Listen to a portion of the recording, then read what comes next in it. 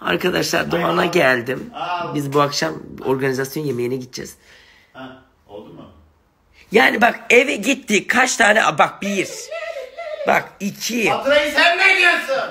Ha iti köpeğe yedirene kadar elektriği öde. Bak sesim. Şu tondan yapar mısın? Ne? Faturayı sen mi ödüyorsun? Faturayı sen mi ödüyorsun? Buna da eğlence çıktı. Hayır o tondan gitmişiz avize almışız ev Ayasofya gibi ama biz köprü altında tinerci gibi karanlıkta oturuyoruz. Aç şu ışıkları. Ben evdeki bütün spotları yakıyorum bütün ledleri de yakıyorum. Ben ışık seviyorum. Her ne kadar kendi ışığım evimi aydınlatsa da. Şunu aç şunu sarı gelsin. Ha, ha şu ha sarı sarı. Oh bak. Ha. Zaten kara kara mobilyalar içimi boğuyor. Nerede kara mobilya? Ah önümde. Bak. Ah. Ahşap Gider o kara oraya. değil. Koltukların beyaz. Allah sen onlar da bugün beyaz. Yarın yavaş yavaş grileşirler. Allah. Yalnız koruyucumun çatlıyor olması ve bana doğal bir efekt yapması şaka mı?